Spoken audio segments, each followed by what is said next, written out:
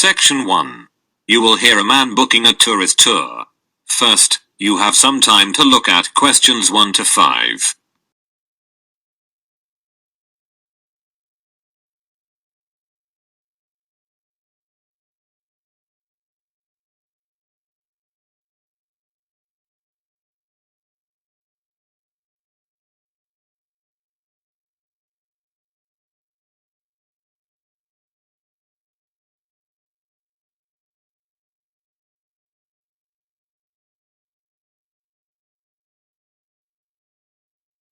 You can see that there is an example that has been done for you. On this occasion only, the conversation relating to this will be played first. Hello, Mr. Smith. How can I be of assistance today? Good morning. I would like to book a tour to Sydney. The man answers the question. Tour to Sydney. So the word Sydney has been written on the top of the form. Now we shall begin. You should answer the questions as you listen, because you will not hear the recording a second time. Listen carefully, and answer questions 1 to 5.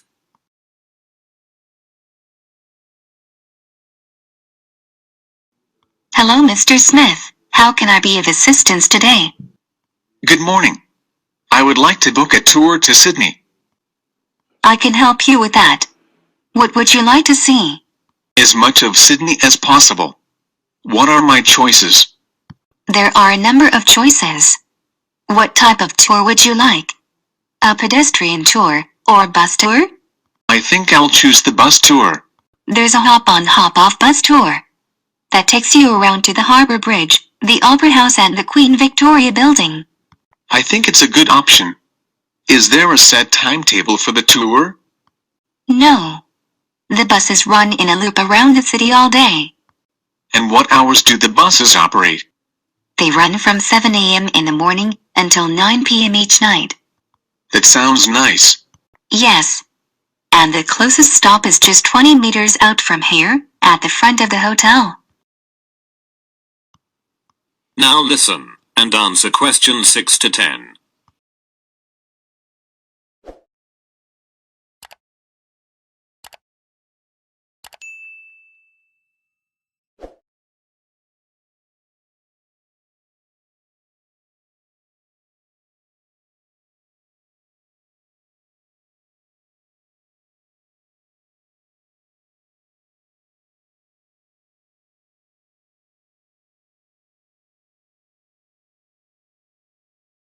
What ticket types do you have? We have 3 ticket types. The first one is called Minimal, and it is the cheapest tariff. It costs only $15 and you can use such ticket during 2 hours. Oh, I want to see as much of Sydney as possible. Do you have full-day tickets? Yes, sure. The next ticket type we have is Standard. It's the most popular type.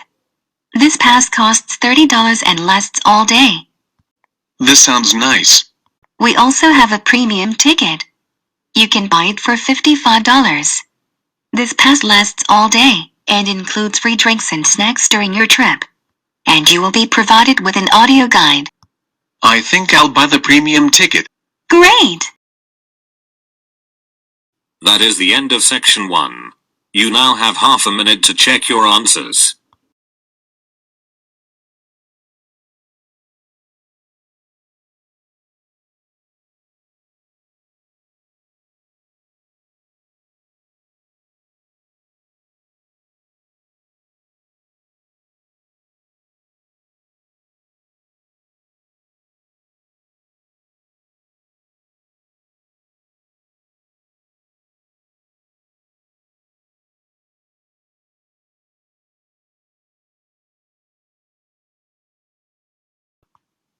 Section 2. You will hear the information about tickets to one of the royal palaces in London. First, you have some time to look at questions 11 to 16.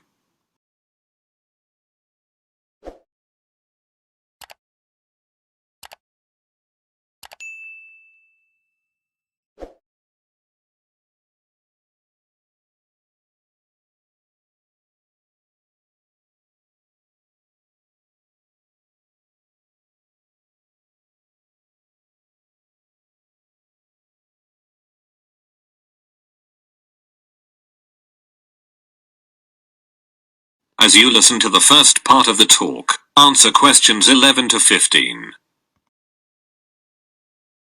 So you've finally decided to start a fitness program and are now on the lookout for the perfect gym to join. Fitnessland is an ideal gym for both group trainings and individual workout. We offer you a variety of sports facilities, which will make your training effective and pleasant. One of the most famous are our yoga classes. We have 7 different yoga programs, including Yoga Lates, Yoga Nidra and Hatha Yoga. We also want to open pilot section soon, which will combine relaxation techniques and keep fit exercises. For those people who seek cardio and fat burn workouts, we offer a lot of active classes. For instance, if you love dancing, you can go to our step dance classes. These classes are famous for their intensive rhythm, and include many elements from dancing classes and aerobics classes. At the moment we don't have aerobics or belly dance programs, so step dance can be a good alternative. We also offer great barbell workouts for people who want to build muscle. These classes use very effective strength training strategy and are very helpful for both men and women. There is also a kickboxing room in our gym, where you can find all essential facilities to practice kickboxing yourself. And group programs are likely to open in the next season. But Zumba fitness programs and stretching workouts are already running, so be quick to take part in these wonderful activities.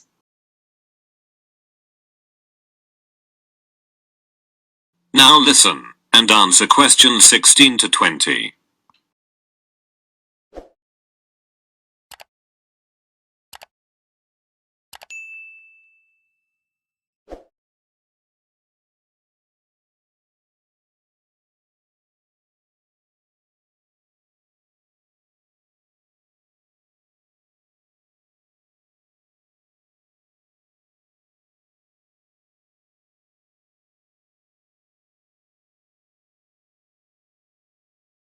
And now I'd like to present you the timetable of fitness programs for the coming week. Monday is dedicated to muscle building activities.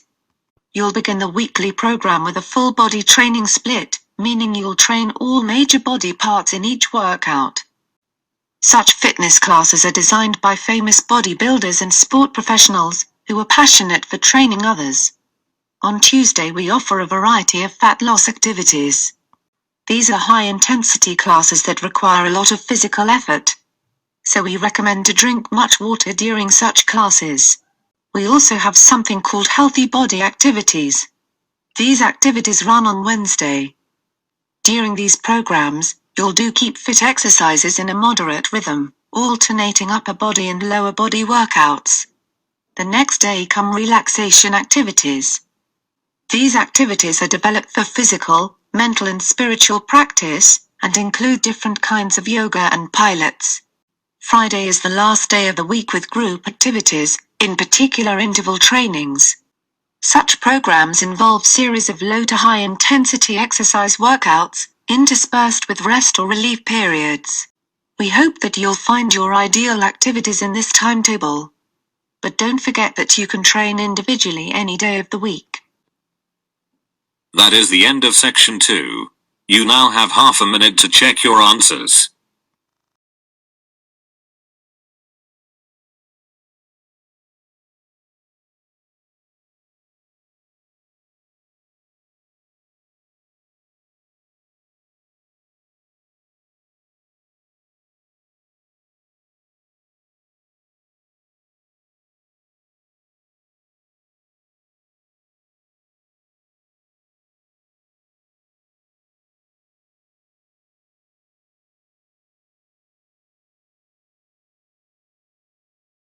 Section 3.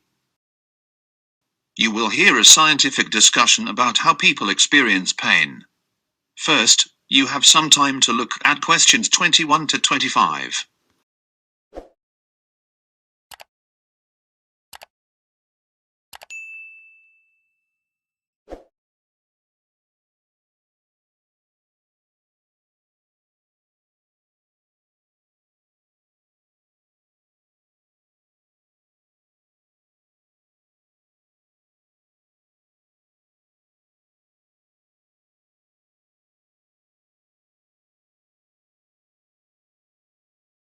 As you listen to the first part of the discussion, answer questions 21 to 25. Scientists at University College London have made a discovery which makes mice pain-free and have reversed painlessness in a woman with a rare condition. I'm joined by Dr. Natasha Curran, consultant in anaesthesia and pain medicine at University College London Hospitals, and by Professor John Wood, lead author of the study and a neuroscientist at UCL.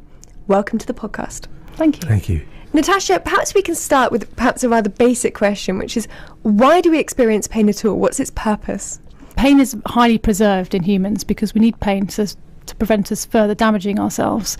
However, what we know in many people is that pain continues past when it's useful for us. And we're all familiar with the idea of sort of feeling pain, but what is happening inside one's body? So when I stub my toe and I scream and shout, what's actually happening inside my body from that moment?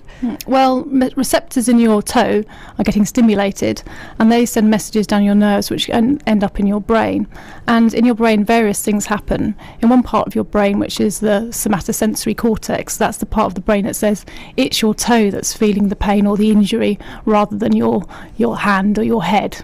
So that's one part, but then it's much more complex than that because pain is an emotional experience. So it's connected then to all the other parts of the brain, which they give us our experience of pain, if you like. So that depends on the context in which we're having pain, our past experience, what we think the pain means, lots of factors. And then also it connects to what we think we're going to do about the pain. So parts of the brain light up, if you like, how we're going to respond to the pain that we're experiencing. How big a problem is pain, and how big a burden is this for people to be dealing with? In the UK, it's massive. In 2011, the National Pain Audit reported that 31% of men and 37% of women live with persistent pain. So that's 40 million people. Their quality of life is very, very poor, much lower than other medical conditions. It's as bad as people who have, for example, Parkinson's disease. One of the reasons it's really important to understand this is because we know that we can actually help these people if they attend specialist pain management services. We can improve their quality of life. And specialist pain management services have doctors, nurses, physiotherapists, psychologists, and potentially occupational therapists, psychiatrists, in order to help them. John, how thorough is our understanding of pain? Is, for example, chronic pain different to the pain we feel when we knock our knee or have a headache? Well, there are clearly enormous mechanistic differences, and it's very striking how mechanisms to experience pain are conserved across evolution. And pain is really an essential survival mechanism. So the mechanisms that occur in people are quite similar to those that occur in mice, for example. And so we can make comparisons between animal models and the human experience. But we really know very little at all about how pain is experienced centrally. There are various parts of the brain that have been correlated with the experience of pain, but this is very, very weakly done. In fact, it's to define a precise locus in the brain where pain is perceived has proved completely elusive. So the way we feel pain and the intensity of pain is regulated by all kinds of things like circadian rhythms, emotional state, and we don't have many insights into how this actually works. Why is consciousness linked so much with pain and pain with consciousness? Well, there's a wonderful book by Philip K. Dick, the person who wrote so many perceptive science fiction novels, and he says that pain and beauty are the two underlying themes of human nature. In fact, trying to understand where the brain perceives beauty is just as difficult as trying to understand where the pain is perceived in the brain. Consciousness obviously is required for any kind of sensation. Pain is just one of those types of sensations that we're aware of when we're alive and awake. Well, as an anaesthetist, that's part of our main role. Surgery can't go ahead unless we have anaesthesia, because obviously in the modern world and in most parts of the world we want to be able to anaesthetise so that people don't experience the pain of surgery. And we know that there are some states of consciousness where people can undergo quite stimulating and unpleasant to most people experiences such as surgery, but for most people they need to be unconscious, so in a state of anaesthesia. Now listen and answer questions 26 to 30.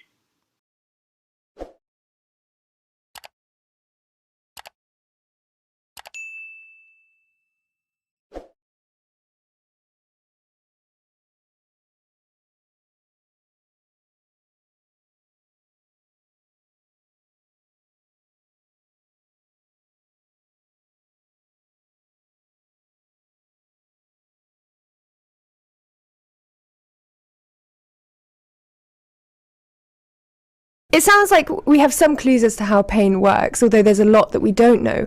Is that why it's so difficult to find ways to block it, because we don't really understand the mechanisms particularly well? I think what we do understand is the kind of area that Natasha works in, which is the sensation of tissue damage by specialized nerves in the skin and the muscle and the viscera, and how those nerves are activated and send electrical signals. So the activity of those nerves is absolutely required for most pain states. And so by focusing on them, we can actually find ways to treat pain without understanding anything about pain perception. And so that's the focus of interest of most pain scientists. And that's where anaesthetists also are working in terms of blocking the drive into the central nervous system. But pain perception itself is completely mysterious. A good example of this might be one I explain to my patients, which is a phantom limb pain. Listeners might have heard of this already. It's when people can have a painful limb once they've had an amputation. So a person may have had to have an amputation for a medical reason, such as the leg in this case, let's say, might become gangrenous. So that's done under anaesthesia as a surgical procedure. But after the operation and the wound's healed, then people who are unfortunate enough to get this phenomenon can then experience sensations in that leg which has been removed, and not just sensations, that if they've had pain there before, they can often experience pain. So even though the leg's not there, it's no longer physically present, the patient still feels that their leg's there and it can be painful. And of course that's very distressing, and it also gives us the notion that pain is not just in the nerves, the peripheral nerves, the ones in the leg. It's modulated in the brain. Yeah, if I can come in there. Yes. Pain has nothing to do with the peripheral nerves. Pain is in the brain. But there's a requirement for nervous input from the periphery in order to feel pain. In almost all states. There are situations where you can get pain after a stroke because you have lesions in your thalamus, and that's obviously some form of central pain syndrome. But almost all inflammatory pain states like rheumatoid arthritis or osteoarthritis or diabetic neuropathy, all these chronic pain states require the activity of peripheral nerves, and that's what we try to block without understanding the perception of the painful stimulus itself. So Natasha, it's an interesting point that John was saying about us needing stimulation of our nerves sort of throughout our body, our peripheral nerves. So what's happening in the case of phantom limb? Well, there's several theories, and there's probably not one overarching thing that's happening. We know that pain can create a memory of itself, just like any other experience that people have. You might have, heard some records on the radio recently about David Bowie, for example, and that takes you, listening to that record takes you back to a certain point. So listening to music can take you to a certain point in time, and some sort of stimulation, for example, movement in that limb, or something else, which is the peripheral, that John's talking about, that peripheral input, can cause a learnt sensation to be re-experienced. It's not that the person's actively trying to recall that painful experience. Who would want that? But it's like anything that's learnt. The nervous system's really, really good at learning things. That's how we've learnt to do all the great things that humans and people do in their lives. Unfortunately, it's almost like it can get switched on for some sensations, and then the person continues to feel that pain, even though there's no obvious mechanistic reason for them to continue to feel it. That is the end of section 3. You now have half a minute to check your answers.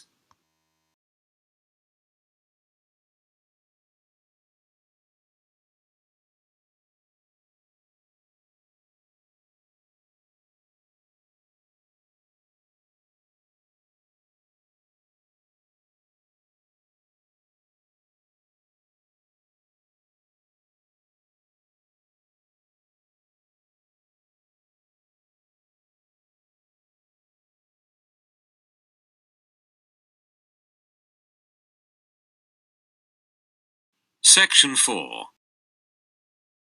You will hear a podcast about technology and mental health. First, you have some time to look at questions 31 to 40.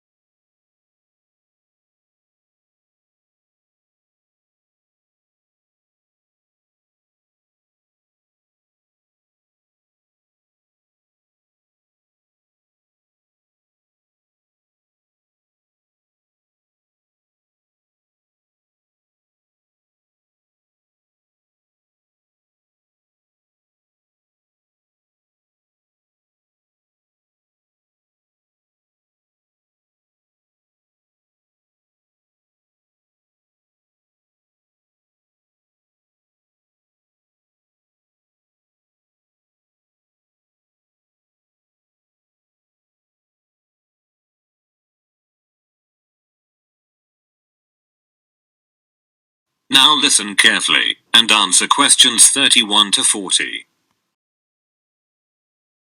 I spoke to psychologist Tomas Chamorro-Premuzic about the risks he believes are posed by social media and technology. If narcissism is fire, Facebook is gasoline. So people wouldn't have gravitated towards Facebook or Instagram or Twitter or Snapchat if they hadn't been narcissistic in the first place.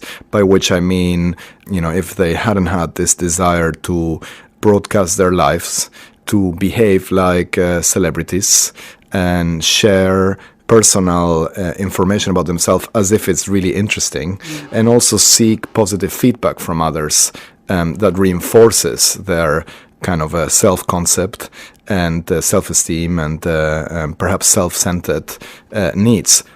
Now, it is also true that if you throw gasoline into the fire, these inherent tendencies, narcissistic tendencies that were there in the first place will become more exaggerated. And research has shown this. Research has shown, a very simple summary of the studies is that the more narcissistic you are, the more time you are likely to spend on these various social networks, but at the same time, the more time you spend on these social networks, the more narcissistic you become. So really it's a snowballing effect. Exactly. And the depression one is a different kind of phenomenon. It's the fact that a lot of people spend so much time following or snooping on others on social media, and they're unaware of the fact that the people that they are seeing there are not the real people they know, and because most people portray themselves in an unrealistically positive vein, and Facebook and other social networks encourage the suppression of negative emotions and reward the presentation or display of positive emotions, it makes people miserable and depressed to see others as so happy, because you compare yourself to others and you're like, why aren't I so successful, so good looking, or so, happy?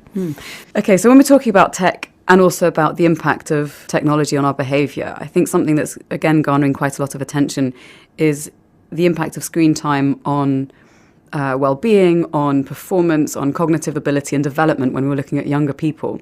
And there was an interesting piece in Ars Technica that cited two separate studies that have been conducted in the US. The first was by Common Sense Media, which looked at just under 3,000 US children aged 8 to 18 about their media habits. And they found that teenagers were spending about 9 hours a day online with media, and tweens, so 8 to 12-year-olds, were using media for about 6 hours a day. So this is within quite a substantial amount of time, and then also a time in which they'd probably be better off outside playing or socialising in person with other people. Do you think that there's an impact there on, for instance, being able to read emotional cues or being able to form relationships in a way that's deep and meaningful? Is there anything to suggest that that's starting to be compromised because of our use of screens and tech? So we don't have solid or reliable data on this yet, but at least conceptually, it would make sense. We all come to the world with a set of really basic and rudimentary skills that are developed or nurtured when they are put into practice or when we interact with the right triggers of these skills in the environment. So much like growing up isolated from others in a basement will lead to not having many social skills. If you grow up in the digital world mostly and you don't have much time to practice face-to-face interaction, you probably won't develop many people skills.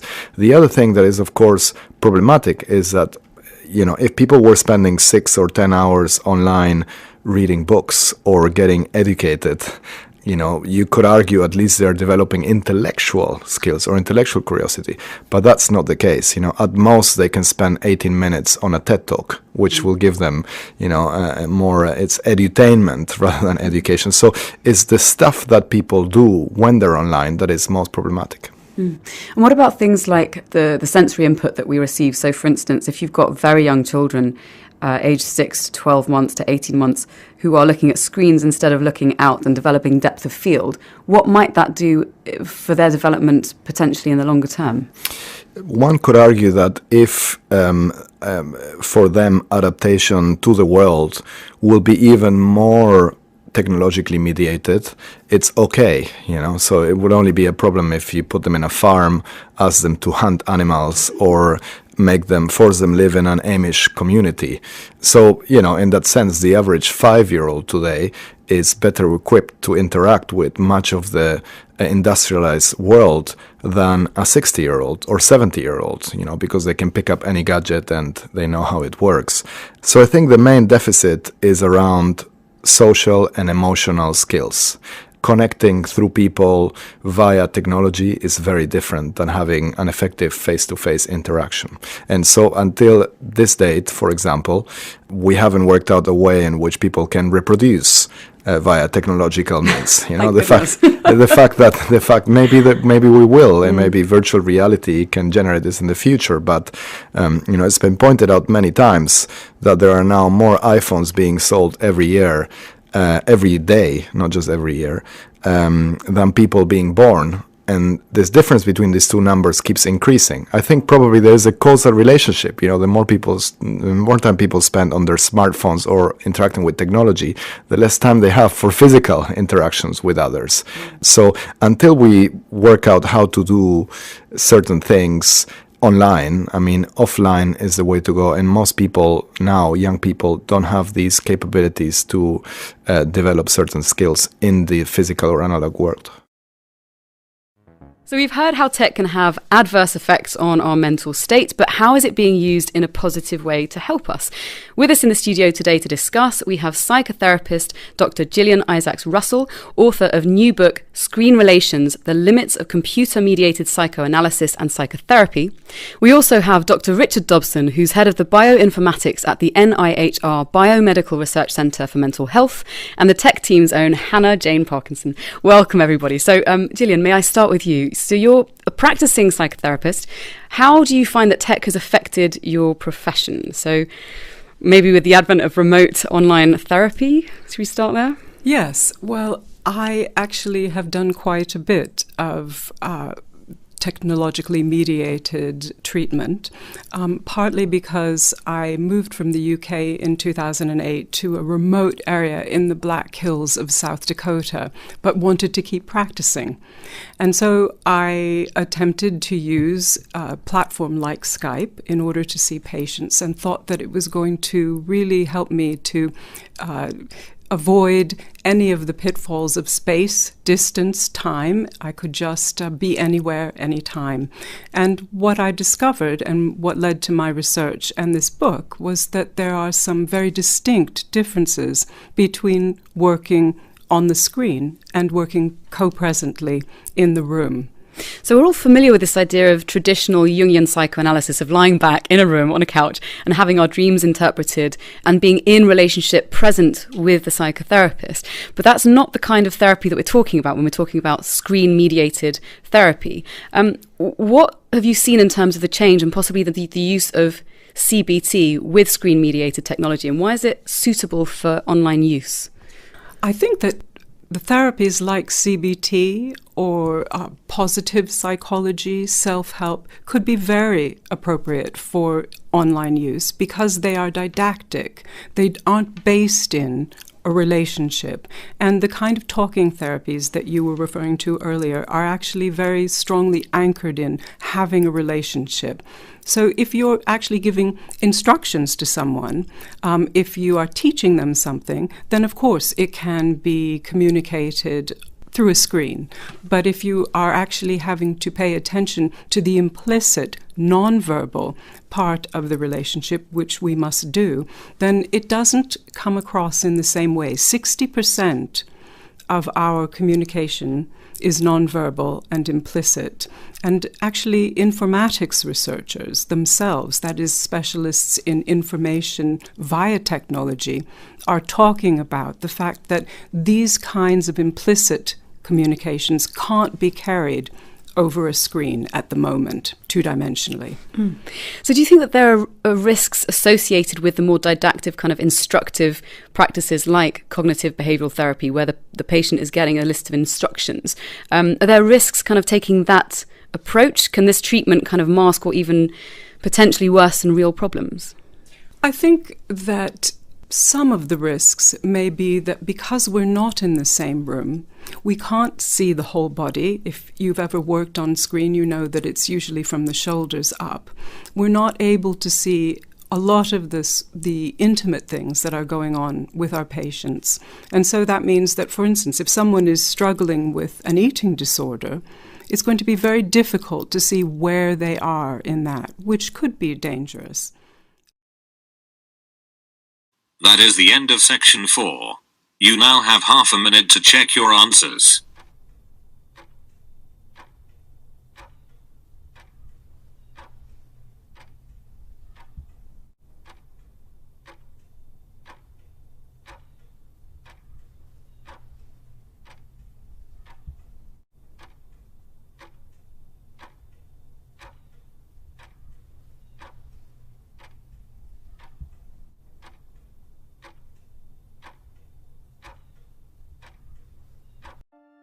You will now have 10 minutes to transfer your answers to the listening answer sheet.